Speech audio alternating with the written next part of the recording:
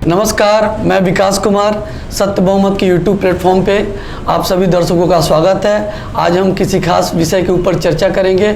विषय है संसद में जो बजट पास हुआ है उसके ऊपर जितनी गतिरोध बनी हुई थी, जो विपक्षी पार्टियों की प्रतिक्रिया है उसको लेकर के हम चर्चा करेंगे। हमारे साथ हैं बाईं तरफ लास्ट में ब्रजेश जी, जो कि युवा अधिवक्ता हैं, अब सामाजिक और राजनीतिक विषयों पर अपनी राय रखते हैं। साथ में सत्यदेव चौधरी जी हैं, जो कि सत्य बहुमत पार्टी के संस्थापक हैं और सत्य बहुमत के विचार पे अपनी बड़ी अच्छे से उस पर एक समाधान के तौर पे बातों को रखते हैं। तो हम बात करेंगे सत्यदेव चौधरी से। सवाल हमारा यही है कि जो सदन में बिल पास हुआ और जो विपक्षी पार्टियों ने कहा कि ये जो बजट आया है वो तो कुर्सी बचाओ बजट है, गठबंधन धर्म निभाने वाला बजट है, तो इस पे आपकी क्या राय है, कैसे देखते हैं सर इसको? जी धन्यवाद विकास जी। जी देखिए, ये जो बजट है ना, ये कोई गठबंधन का धर्म नहीं है, ये गठबंधन की मजबूरी है। गठबंधन की मजबूरी का बजट है, चाहे सत्ता पक्ष है या प्रतिपक्ष है जी। क्योंकि धर्म शब्द तो शायद इसके लिए, इस राजनीति के लिए कोई उपयुक्त है ही नहीं जी। अब जहाँ देश की कुल वार्षिक जो अर्थव्यवस्था है वो लगभग 450-60 लाख करोड़ की है जी। और बजट है सिर्फ 44-45 लाख करोड़ का, तो ये तो मात्र 10-12% बजट भी नहीं हुआ। जी जी। तो 10-12% बजट के अंदर तो बाकी का पैसा कहाँ गया? बाकी के पैसे को आपने क्या किया? इन सत्ता पक्ष वालों से पूछो कोई जी। और ये 10-12% का जो बजट है ये भी सिवाय टैक्स को कम ज़्यादा करने के और कुछ नहीं है। ये गरीबों के ऊपर टैक्स कैसे लगाया जाए, ये इस तरीके का बजट है। हमेशा हर बजट के अंदर, अब मैं पिछले 2-3 सालों से देख रहा हूँ, शिक्षा का जो बजट है वो कम कर दिया, जो स्वास्थ्य का बजट है वो कम कर दिया, सुरक्षा का जो बजट है वो कम कर दिया जी, जी, जी। और जितना पैसा इन्होंने उसको दिया, एलोकेट किया, वो पैसा भी खर्च नहीं करते। तो इसका मतलब क्या हुआ? ये तो गरीबों को और ज़्यादा गरीब बनाओ और जो धनाढ़ लोग हैं उनको धनाढ़ बनाते रहो। जी, जी। यही इनका बजट है जी। इसका ये बजट का कोई मायना नहीं है जी। इस बजट कोई ईमानदारी का बजट नहीं है, पक्षपात और भेदभाव से भरा बजट है ये। और ये सारे का सारा जो बजट है वो इसीलिए है कि हमारी सरकार ही ठीक नहीं बनती। सरकार ठीक नहीं बनी तो ऐसी बजट आएंगे विकास जी। नहीं, गठबंधन का धर्म जो आपने कहा ना, मैं ये इसलिए इस बात को, इस शब्द को रेखांकित कर रहा हूँ यहाँ, क्योंकि सरकार बनाए रखने के लिए आप भी देख रहे हैं जो हमारा जो मैजिक फिगर है 272 का, वो बीजेपी इस बार चुनाव में नहीं ला पाई। मतलब वो जनादेश वैसा नहीं मिला। इस क्रम में नीतीश कुमार की पार्टी जेडीयू और टीडीपी का समर्थन लेना पड़ा, नायडू का।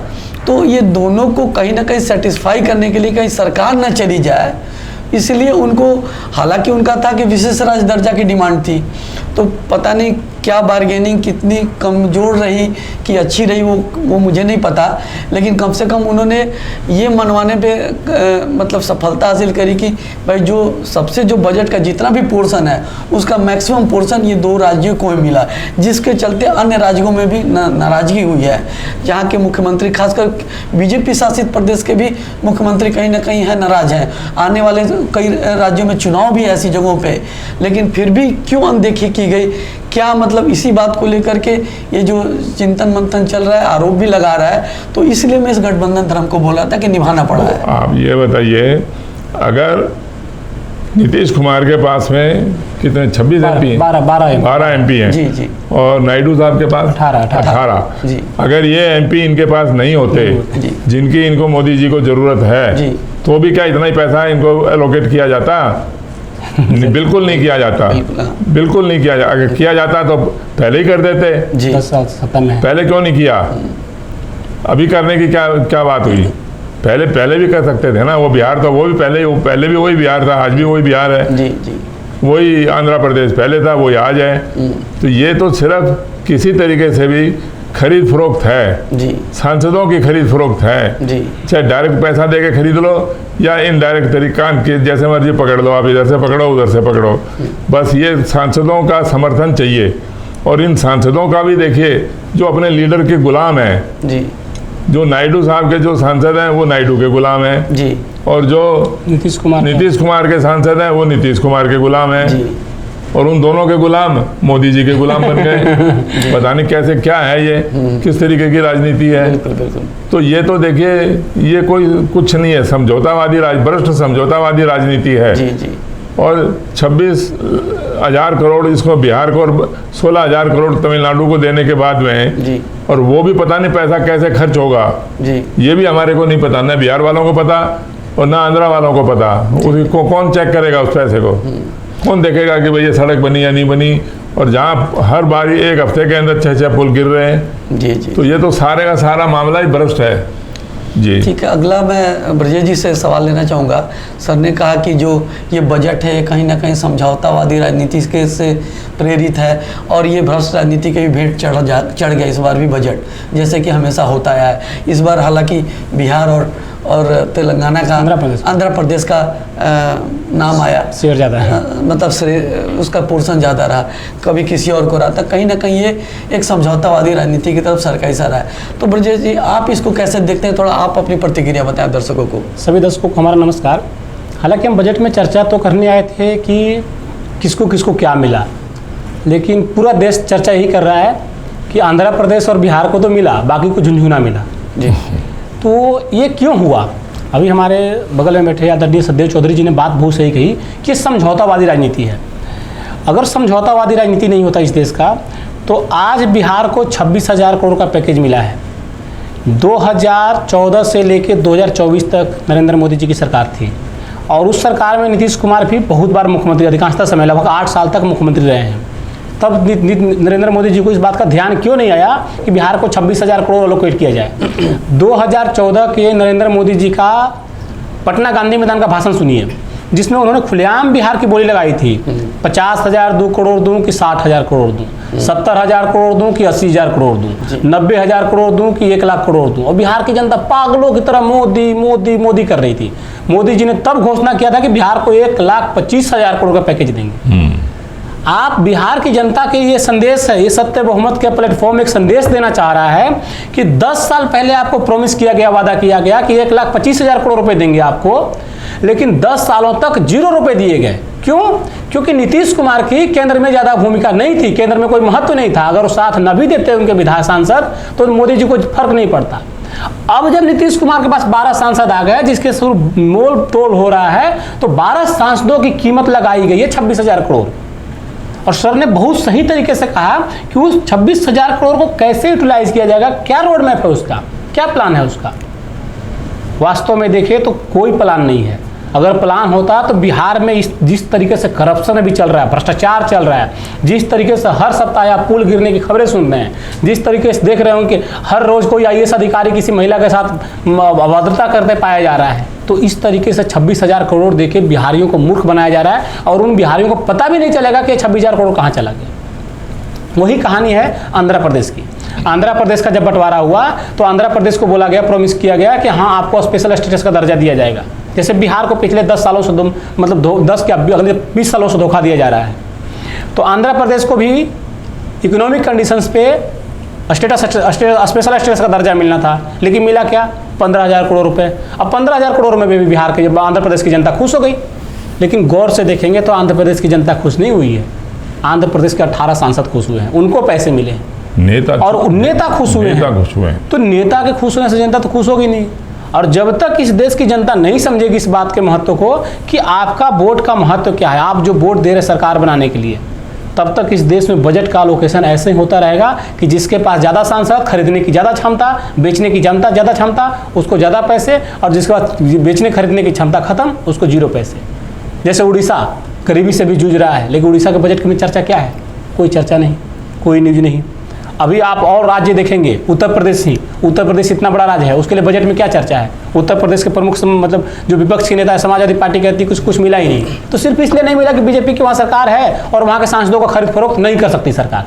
तो जो विपक्ष के सांसद खरीदे फरोखे जा सकते हैं, जिससे सरकार बनेगी, सिर्फ उनको बजट में महत्व दिया जाएगा, और जिसको नहीं सरकार मतलब जिसके सांसद विधायक नहीं होंगे उसका कोई महत्व नहीं दिया जाएगा। तो ये लूपहोल कहाँ है? ये लूपहोल है सरकार बनाने की प्रक्रिया में कि सांसदों और विधायकों का महत्व है। इस देश लोकतंत्र में जनता का कोई महत्व नहीं है। बस हम इतना ही कहना चाहेंगे। बजट पे अगर और कुछ विकास जी पूछते हैं तो उसका बताएंगे। नहीं, बहुत अच्छी बात आपने कही कि ये जो प्रक्रिया में ही दोष है। तो हम थोड़ा इसी के ऊपर और समझते हैं कि आप चौधरी साहब ने भी कहा और आपने भी यही कहा कि ये सांसदों की जो जरूरत बन रही है ना, इसके चक्कर में बजट उसी हिसाब से मूव कर रहा है। बिल्कुल, बिल्कुल। जहाँ जहाँ वो सांसदों को, यानी कि कहीं ना कहीं जो कहा कि खरीद फरोख्त का एक वैरायटी है ये। बिल्कुल। एक डायरेक्ट होता है सरकार बनाने के लिए खरीद फरोख्त, और एक इनडायरेक्ट है। तो हम इस बात को ये तो समझ गए, दर्शकों को भी यही हम समझाना चाह रहे हैं कि ये जो सारा मसला, ये बजट के नाम पे एक नौटंकी हो गई ना एक तरह से, कि दिखाया तो जा रहा है कि देखो जी आपको इतना बजट मिल गया, आपका डेवलपमेंट होगा, और पता नहीं किस तरीके से इसका यूटिलाइज होगा वो भी नहीं पता है, कितना बंदर बाट होगा इन नेताओं में इस पैसों को लेकर के। लेकिन कुल मिलाकर के ये हुआ कि जो पूरे देश को लेकर के एक समेकित विकास होना चाहिए, टोटल जो डेवलपमेंट के लिए क्या प्रारूप बनना चाहिए बजट, वो इस राजनीतिक व्यवस्था में नहीं संभव है। यही कहना चाह रहे हैं सर आप भी? बिल्कुल बिल्कुल बिल्कुल। जो राजनीतिक व्यवस्था है, जो ये संभव है ही नहीं। सांसदों के बहुमत में, जहाँ सांसदों की जरूरत बन रही है, भाई आप 12 सांसद, वो 18 सांसद, कहीं कुछ आजकल ये 12-18 मिलकर कहीं और चले जाए तो कुछ और बात हो जाएगी, बजट कहीं और कुछ मूव कर जाएगा, फिर तो मोदी जी ने जितना बजट दिया वो भी इनवैलिड कर देगी दूसरी सरकार जो आएगी। बिल्कुल है ना? तो ये बजट का तो कोई मीनिंगलेस है ना ये बजट, सारा मसला तो आ गया फिर सरकार और बहुमत के ऊपर। तो यही बात हो रही है। तो अब इसको थोड़ा सा हम भी और समझना चाहते हैं कि बहुमत जो है, ये कैसे बहुमत ही सारा खेल है, जो कि ये बजट का कोई महत्वहीन कर दे रहा है। विकास जी देखिए, हम बजट को डिटेल में समझते हैं। बजट पे क्या है, बजट जो होता है पूरे देश के लिए एक प्रारूप तैयार करता है कि देश का विकास क्या होगा, विकास के खाका तैयार करता है। देखिए, विकास के खाका तैयार करने में देश की जनता की प्रायोरिटी होनी चाहिए। तो बजट में प्रायोरिटी होनी चाहिए किसकी? शिक्षा की, स्वास्थ्य की प्रायोरिटी होनी चाहिए, नहीं होनी चाहिए? लेकिन आप ग्रेजुअली देखिए कि शिक्षा का बजट ग्रेजुअली डिक्रीज हो रहा है कि नहीं हो रहा है। शिक्षा पे, डिफेंस पे खर्च 4.76% के आसपास हो रहा है, चलो हम सहमत है, खुश है। लेकिन शिक्षा पे आपने 2% के आसपास बजट क्यों खर्च कर रहे हैं? क्या इस देश के लोगों को पढ़ने की जरूरत नहीं है? क्या इस देश में स्वास्थ्य की व्यवस्थाओं को ठीक करने की जरूरत नहीं है? और ये स्वास्थ्य और शिक्षा किनसे जुड़ी है? आम जनता से जुड़ी है। उस पर तो चर्चा हो ही नहीं रही है। चर्चा तो सिर्फ इस बात की हो रही है कि 26,000 करोड़ विकास बिहार को मिले और 15,000 करोड़ आंध्र प्रदेश को मिले। तो जनता कहाँ है? सांसद चल रहे हैं यहाँ सिर्फ। जनता का अगर विकास होता तो जनता को लिए क्या करती सरकार? बजट तैयार करती, जनता में मैसेज फैलाती, जनता को समझाती कि बजट क्या चीज़ होती है। मैं दावे के साथ कह सकता हूं कि आज भी देश की 80% जनता को पता ही नहीं बजट क्या चीज़ है, बजट बनती कैसे, बजट तैयार कैसे होती है, बजट में क्या प्लानिंग होता है। तो ये जो धोखा है, जनता को मूर्ख बनाने का एक प्रयास है, जनता को ढोल पिटवाने का प्रयास है। बजट लाए, बजट एक टैक्स का क्या है, खेल है। तो बढ़ाया घटाया। चौधरी से पूछना चाहूँगा सर कि ये जो राहुल गांधी ने कहा कि कुर्सी बचाओ ये बजट है, तो राहुल गांधी अगर सत्ता में आ जाएं तो वो बजट क्या कुर्सी बचाओ नहीं करेंगे? वो उनके लिए क्या हो जाएगा बजट? अगर आंकड़ा रहा जादुई आंकड़ों पे, अगर वही वो भी सरकार बनाएंगे ना राहुल गांधी भी, उनके लिए तो कोई और खेल नहीं होगा सरकार बनाने का, उनके लिए भी तो बहुमत यही है। अगर वो यही बहुमत पकड़ के सरकार बनाएंगे तो क्या उनके लिए कुर्सी बचाओ बजट नहीं बन सकता है क्या? उनके लिए भी तो संभावना है। देखिए, कुल मिला के तो बात यही रहनी है, चाहे वो मोदी जी का बजट हो और चाहे राहुल गांधी जी का बजट हो, कुल मिला के तो कमोवेश तो यही बात रहनी है। अगर सांसदों की ज़रूरत होगी तो आप क्या करोगे? सवाल ये हुआ ना आपका मेन। तो हाँ। जैसे मोदी जी ने 26,000 करोड़ और 16,000 करोड़ के अंदर बिहार और आंध्र प्रदेश में बिहार और आंध्रा के सांसद खरीदे। खरीदे ही कहेंगे ना एक तरह से, क्योंकि बिहार की जनता को तो देखिए इससे कोई मतलब नहीं है कि 26,000 करोड़ मिले या नहीं मिले। हाँ, लेकिन नीतीश कुमार के लिए ये बहुत बड़ी रकम है, उनसे संभाली भी नहीं संभलेगी। तो उनके लिए तो बहुत बढ़िया काम हो गया। और वही काम हो गया नायडू जी के लिए, ठीक है ना। लेकिन अगर इसी तरीके की अगर यही राजनीति रही, मान लो राहुल गांधी जी ने कोई राजनीतिक परिवर्तन नहीं किया, जैसा हम सत्य बहुमत की बात करते हैं, इन्होंने अगर सत्य बहुमत की बात को नहीं पकड़ा तो ये भी है इसी का। और ये तो उदाहरण हमारे सामने स्पष्ट है ना, प्रमाणित है ये तो। क्योंकि कांग्रेस की 50-60 साल तक सरकार रही, उन्होंने और क्या किया? उन्होंने भी यही सांसद को जोड़े, घटाए, खरीदे, और क्या किया इन्होंने भी तो डराया धमकाया सांसदों को ऐसे ही। नहीं, अब बोलते हैं कि राहुल गांधी एकदम नए रूप में है, युवा है, फलाना ढमकाना, ऐसी सब बातें करते हैं। हो सकता है, देखिए मन में तो ये है ना कि राहुल गांधी ने तो कह दिया कि भाई कुर्सी बचाओ बजट है, तो भाई राहुल गांधी आप क्या करोगे? हाँ, तो राहुल गांधी जी को देखिए, हम इस बात के लिए तो छोड़ सकते हैं, उनको क्षमा कर सकते हैं कि जब कांग्रेस की राजनीति शुरू हुई और जब उनका अंत हुआ कांग्रेसियों का आखिरी के अंदर, उस समय तक राहुल गांधी की कोई बहुत ज़्यादा भूमिका कांग्रेस पार्टी के अंदर नहीं थी, ये तो हम मान सकते हैं। लेकिन आज राहुल गांधी क्या कर रहे हैं? बिल्कुल, आज भी राहुल गांधी ने जिस राजनीति से सरकार बनेगी उस राजनीतिक व्यवस्था के ऊपर तो कोई बात नहीं करी, मैंने तो नहीं सुना। और सारी बातें करते हैं वो न्याय की और पता नहीं नफरत की और इसी तरीके की प्यार मोहब्बत की दुकान की बातें तो करते हैं, लेकिन बहुमत के ऊपर एक शब्द नहीं बोलते। तो ऐसा क्या उनका बुद्धि है कि भाई वो बहुमत के ऊपर बात क्यों नहीं करते? बहुमत के ऊपर बात करें। जी जी जी, बहुमत पर बात करेंगे जब हमें समझ में आएगा ना कि भाई हमारे वोट की क्या वैल्यू है। जी जी, और ये अभी भी तो वही सांसदों के बहुमत से ही सरकार बननी है, तो वो तो जोड़ तोड़ साँठ-गाँठ से सरकारें बनेंगी ही बनेंगी। ये तो हम अभी निकट भविष्य में तो सोच नहीं पाएंगे कि भाई 300 सांसद अकेले कांग्रेस के आ जाएं। तो ये तो सारे मिलजुला के भी अगर इनके 272 आ जाएं तो भी बहुत बड़ी बात है। जी, और नहीं तो जो कम पड़ेंगे वो तो सारे इन्होंने भी खरीदने ही है। इन्होंने भी समझौते करने हैं, किसी को प्राइम मिनिस्टर बनाएंगे, किसी को होम मिनिस्टर बनाएंगे, किसी को कुछ, किसी को कुछ। जी जी, तो आज की चर्चा काफ़ी अच्छी रही। दर्शकों को हम बता दे जाते जाते कि जो राहुल गांधी ने आरोप लगाया कि कुर्सी बचाओ बजट है बीजेपी सरकार के ऊपर, एनडीए सरकार के ऊपर, तो बात यह है कि राहुल गांधी भी अगर इस बहुमत के ऊपर नहीं बात करते, इसी राजनीतिक व्यवस्था में रह के अगर बात करते हैं तो लोगों के लिए भी बात बेमानी है, गलत है।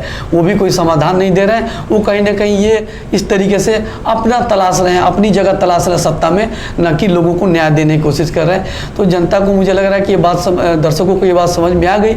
हमारा विषय था कि लोगों को समझाने का कि ये बहुमत का ही मेन कारण है कि सांसदों की खरीद बिक्री एक बजट के माध्यम से हो रही है, ये हम बताने में की कोशिश कर रहे थे। इसलिए जनता ये समझे, दर्शक समझे कि भाई हमें सत्य बहुमत के ऊपर विचार करनी चाहिए, इसके ऊपर चर्चा करनी चाहिए, उस राजनीतिक बदलाव के लिए हमें कोशिश करनी चाहिए, जो कि हम करते आ रहे हैं। आप सभी इस कार्यक्रम को देखिए, लाइक करिए, सब्सक्राइब करिए और हम आज के लिए आपसे आज्ञा लेते हैं। धन्यवाद।